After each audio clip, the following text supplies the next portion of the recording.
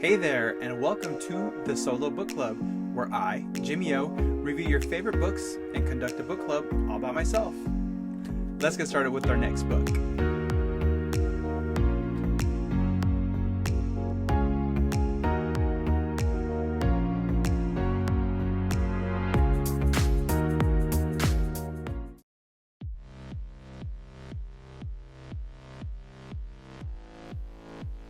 Alright, for today's book club, we are going to be talking about The Master and Margarita. And this was published by Mikhail Bulgakov. And it was published back in the 1930s. Sorry, it's written in the 1930s, published in the 1960s. Alright, so what happens in this book, there's two main settings. The first primary setting is going to be 1930s Moscow, and the second setting is going to be Yerushalayim, otherwise known as Jerusalem, in the times of Jesus Christ. And also they use Jesus' Aramaic name, which is Yeshua. So whenever we say Yeshua, we're talking about Jesus. Alright, so the book starts off with two writers. We have Berliatz, and the poet who's called Homeless. His name is also Ivan. Throughout the book they call him both. So Berliatz, he's the chairman of a writers union, and they criticize Homeless for a writing that he did about Jesus, making Jesus seem too real.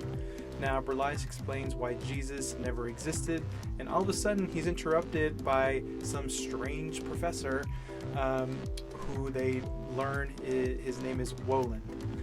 So Woland is this guy, and later we find out that Woland is actually Satan, the devil. And essentially they enter a philosophical argument about whether or not Jesus existed. And this professor, Woland, he tells them that Jesus did exist and that he was actually there when Pontius Pilate approved his crucifixion. So what's really weird about this guy is that he's odd, and it kind of makes the day for these guys just drone by, and all of a sudden he tells Berliatz that he's going to die and that he is going to be beheaded by a train worker. And then all of a sudden they go into this kind of trance state, and they start talking about the Pontius Pilate story. So they're in ancient Jerusalem with Pontius Pilate, and he is the Roman authority of the city of Jerusalem, and he's presented with this Yeshua HaNorzi, aka Jesus, who's accused of inciting public unrest and wanting to overthrow the Emperor of Rome. Well, Pontius Pilate is intrigued by Yeshua's radical compassion, and he is faced with putting this man to death and not putting him to death. In the end, he knows that the repercussions would be serious if he didn't, so he doesn't spare him, and he sentences him to death. Then we're back in Moscow, and we're at the point where Woland is talking to Homeless, the poet, and all of a sudden Berliatz, he gets up and leaves. Homeless starts to follow him, and as he's leaving the park, he slips on some oil, and he ends up falling in front of a train and gets decapitated, just as Woland predicted. Then Ivan, Homeless, sees two other people. He sees one guy who's an accomplice of Woland, and a big black cat who seems to be able to walk on his hind legs. Anyways, after this big chase ensues, Ivan goes to the place where Berliatz worked, and he tells the people what he saw, and he's hysterical. Either way, he ends up in an insane asylum after that. After this, Woland tricks the director of a theater into putting on a show about dark magic for all of Moscow to watch. Then Woland introduces this man to his two co-conspirators, One is a man with a single fang called Azazello, and the other one is a huge talking cat named Behemoth. And Wolin tells this theater director that he is going to take his apartment, can't do anything about it, and he suddenly transports this theater director thousands of miles away to the city of Yalta. That evening, Wolin and his two co-conspirators, they end up performing a show at the theater, and this show is crazy. All of Moscow, who is the who's who, is there. They witness the master of ceremonies being decapitated and undecapitated, and then all of a sudden these guys make money, start flying from the theater.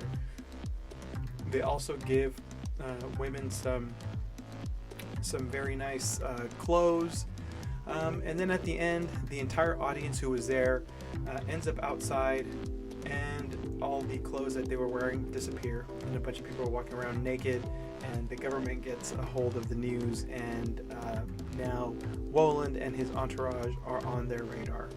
Meanwhile, at the insane asylum, Ivan, aka Homeless, meets a man by the name of the Master, who's also a patient in the insane asylum. The Master listens to Homeless's story.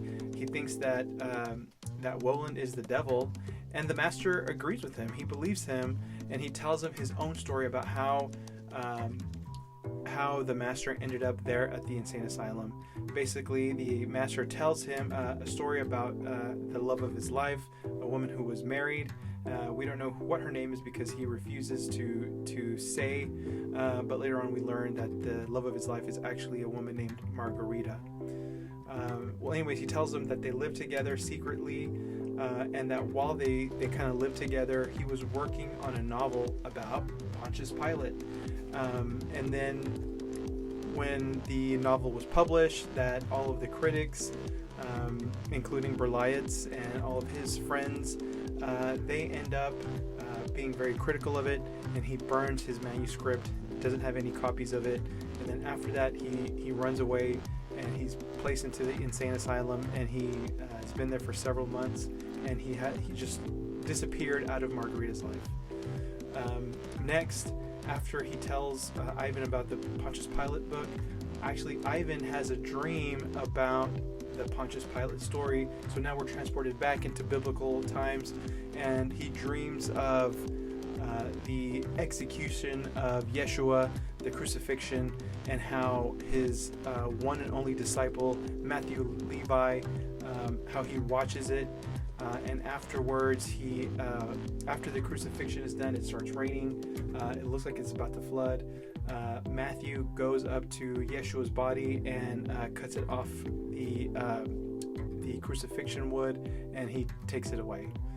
Then we're back in modern day Moscow, which is not modern day. We're back in the story in the 1930s, and this time we're introduced to the Master's love. Her name is Margarita, and basically it shows how she has been missing the Master, how she was upset that he burned his book, and suddenly we see Margarita coming across the funeral of Berlietz, who was again decapitated, and while she's near there, she hears that his head was actually stolen and nobody can find it. While she's on a train, she meets Azazello, who, as we know, is one of the co-conspirators of Satan himself, and he sets up a meeting between Margarita and Wolin, and basically they lure her into showing up by saying that they know what's happened to the Master, and they can basically try to bring them together. So Azazello gives her some special cream for her to rub on herself at midnight. When she does that, she turns into a witch and she's able to fly. What's kind of funny is that her maid, Natasha, finds this witch cream, rubs it on herself, and ends up flying off after Margarita. So she ends up, Margarita ends up meeting Wolin, and basically he tells her, if you can help me with something, I will help you back. What I need you to do is to host a ball for me, and we're going to call it Satan's Ball. So what her job is to be a hostess for him. She meets a long line of people, all of whom have committed evil, unspeakable acts during their lifetime. Most of the people are murderers, poisoners, stuff like that. And at the end, they have like some kind of ritual where Margarita drinks the blood from a severed head, and guess whose it is? It's Berliot's severed head. So after the ball is over, Woland offers to grant her one of her deepest wishes, but instead of choosing to go with the master or to find him or anything like that, she chooses to help one of the women who was in line at the party. It was a woman who apparently she pulled Margarita's heartstrings. It's just a person that has long been dead, and basically she asked the devil for her to stop torturing this woman, and he grants her the wish. And then since she wasn't selfish, he gives her another wish, and then at that point Margarita does wish that she can be with the master, and it causes him to just appear like that. So at first the master is really happy. He's kind of disoriented, doesn't really know what's going on. Then Woland starts talking to the master about his novel about Pontius Pilate, and then Behemoth the cat walks up to the master and actually gives him a copy of the manuscript that he thought was burned. So they saved a copy for him and they gave it to him. What they want is essentially just to live like they used to live in a tiny little apartment, and they're happy and content with just not having a crazy life, just going back to that point in their life. And then pretty much everyone's life returns to normal except for Natasha, who was Margarita's maid. She asks to remain a witch, and they grant her that request. So while they're at the apartment, we again get transformed back into time into the Pontius Pilate and Jesus, Yeshua story, the narrative. Margarita is basically reading the manuscript, and in this section they talk about how Pontius Pilate orchestrated the murder of Judas, who betrayed Yeshua, and because of that they ended up executing him. So apparently Pontius Pilate lures Judas out of the city, and he ends up killing him. Matthew Levi is there as well, and he's kind of mad at Pontius Pilate for not letting him kill Judas. And then once we're at the end of that, Matthew Levi asks for some paper so he can start writing down the teachings of Yeshua. And as we know, Matthew is one of the biblical gospels, so apparently he wrote words from Jesus. Anyways, we're back in Moscow after that, and the authorities are trying to see what's going on with this crazy Woland guy, with this show, with all these missing people from the theater, and then that's when the storyline from biblical times and the modern storyline, that's when they kind of come together. What happens next is kind of strange. Margarita and the master are living in their apartment, and then as the story kind of merges, it merges with them.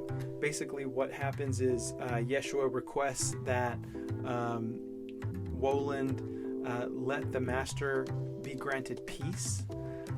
So what they do is they trick the master and Margarita into drinking poison, which kills them, and their spirits end up living together in eternal bliss.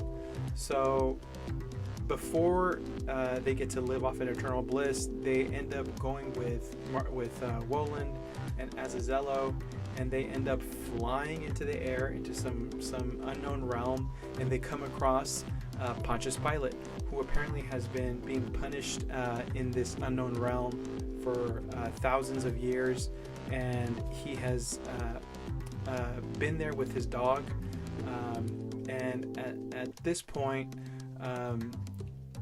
basically what Pilate is living is just perpetual guilt for not saving Yeshua.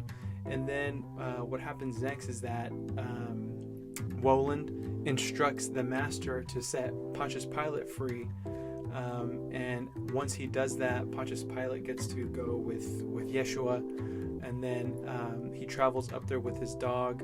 And at this point is when the book tells us that the Master and Margarita are given their peace, and they get to live eternally in a small heavenly cottage.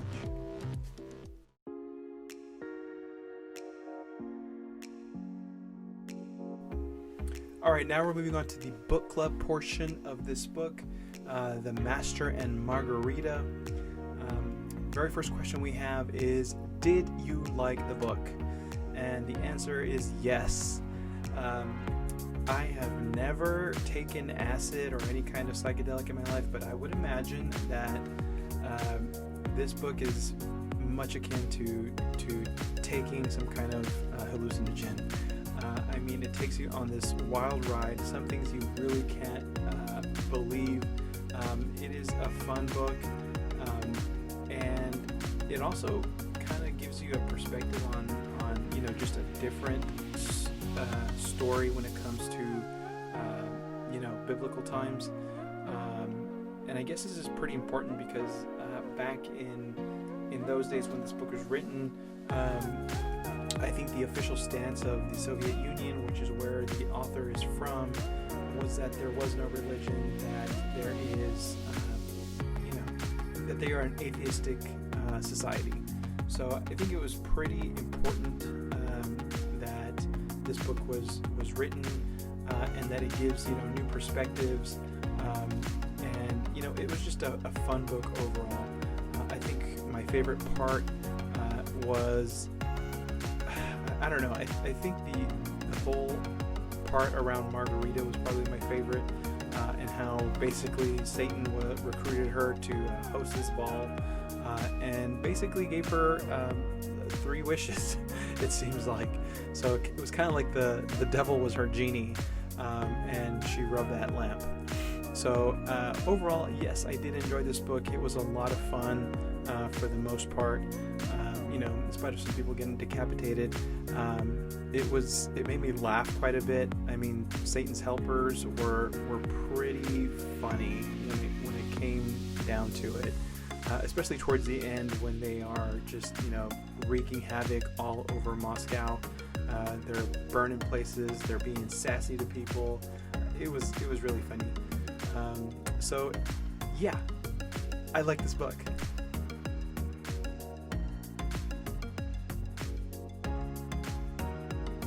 All right, next question is, if you could write a fan fiction about this book, what would you write about? Well, what's kind of funny is that in my in-person non-solo book club, a couple of us did a fan fiction for this book, and what I wrote about was Natasha the maid. My fan fiction was essentially what happens to Natasha right after she's been dismissed, and she's now a witch. What I wrote has to deal with what she has to do in order to remain a witch. Just because Margarita said, I want her to stay a witch, and the devil says yes, doesn't mean she actually gets to stay a witch forever. She has to kind of go through some trials and tribulations. That's what my fan fiction was. Actually, one of my friends did a fan fiction about Behemoth the cat, and his was actually really, really funny. Basically what the story was is kind of like a prequel to the book. It started a few hours before you meet Woland and Berlietz. Essentially it's a story about how Behemoth shows up to Moscow and how he tries to find the best aged cheese in the entire city, and he tries to steal it. And it's that story. There's a bunch of cats that come in and try to help him. It was actually really funny. I will see if my friend will allow me to link it to the details on this video. But that's what I would do for the fan fiction. That's what one of my friends did. This was actually a pretty interesting book, and if I feel like you could go so many different ways with fan fictions with this particular novel.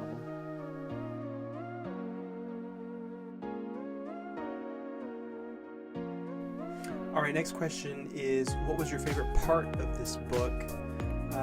Honestly, I'm not religious really at all, but my favorite parts were the parts where we were reading about Pontius Pilate and Yeshua and Matthew Levi, and all of that was to me very interesting because you were reading these biblical stories from the points of view other than the biblical ones, because we're used to the Bible verses. I'm sure most of us have heard them. I was exposed to religion a lot as a young person, and it was kind of interesting to see these biblical characters as people, which is kind of how they were introduced in this book and how they were developed as people. It wasn't like like God's perspective. It was really their own perspectives that we were kind of reading whenever we would be transported back into biblical times to hear these stories. To me, those were probably the most interesting parts, mainly because I'm somewhat familiar with the Bible, and it was just really interesting to hear Jesus talking not like as a deity, but as a person, and how Pontius Pilate has been vilified in the church, and just to seeing a different perspective about him, and how maybe he was repentant for doing what he did. So that was to me pretty remarkable, and I really did enjoy that part of it. And I think that to me was my most favorite part of the book.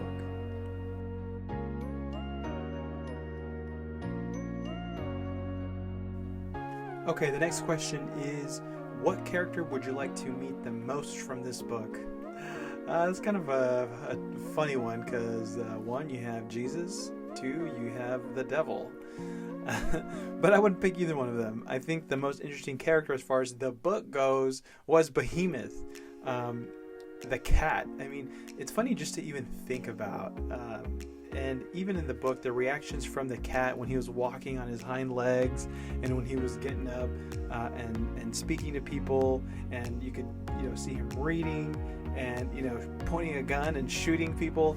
I mean, it's just so funny to think about when you think of a big giant cat doing all of that. And not only that, but to me, he was the funniest character. Honestly, that wit was what kind of kept me going on at some points, because it didn't seem to kind of go on for a little while. There were parts where they were talking about a lot of the minor characters, and I just didn't care.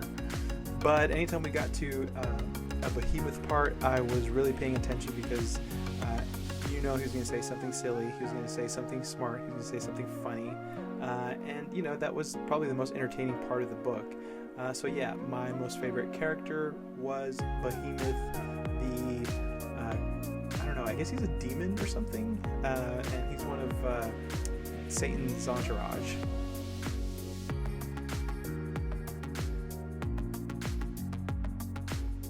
Okay, the next question is, how original or unique was this book? My God, there's no other book I've ever read like this. I mean, the concept of the devil showing up in a city and wreaking havoc, hosting a ball, choosing a hostess from the city, and also kind of recounting biblical times. I mean, I just can't think of any book that even comes close. This book is probably one of the strangest books I've ever read, but I'm really glad that I read it. I read it as part of another book club I have with another group, and at first I thought it was gonna be I don't know, I just had no idea. I knew that the devil was involved. I thought he was going to be wreaking havoc. I just didn't know how it would happen. I also thought it was funny that this book was called The Master and Margarita, and for the longest time I really didn't realize who the master was. At first I thought it was the master of ceremonies at the theater, and then I realized that it was the master in the insane asylum with homeless, aka Ivan. And then that Margarita, we really didn't meet her until the second half of the book, which was a good 200-300 pages in. Anyway, unique, very different, an excellent read, and highly recommend it for that reason alone.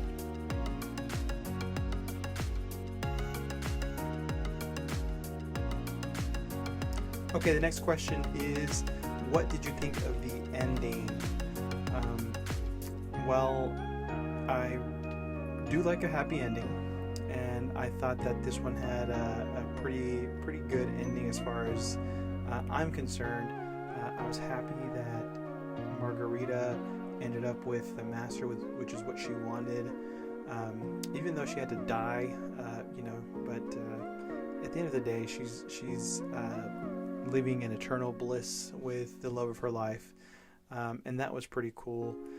Also, too, the fact that they freed Pontius Pilate from his, eternal punishment and his guilt, that was really interesting. I wasn't expecting that, and I thought that was kind of cool. I mean, as I said earlier, I really do like the biblical stuff and how you see the first-person account from these people, and I thought it was just really interesting that they mentioned how, Pontius Pilate is this person who's known all over the world, mainly because of Catholicism.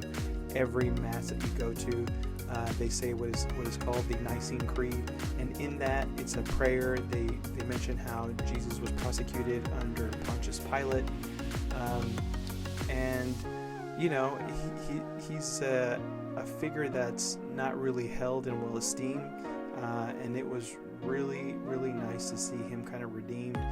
Just to kind of hear that version of the story was kind of cool, and I really did enjoy that ending with him, walking into the moonbeam to be with Yeshua, with Jesus. So that was a pretty unexpected but fulfilling ending, I think. Thank you so much for watching Solo Book Club with me, Jimmy O. If you enjoyed the video, please like and subscribe. As always, you're welcome to engage in the comment area. Let me know what you thought of the review. Let me know of any future books you want me to review on Solo Book Club with me, Jimmy O. And give me answers to the questions for the book club. I want to hear from you. As always, thank you to Ben Sound for the music. Mr. Sound, you're the best. And again, thank you for watching Solo Book Club with me, Jimmy O.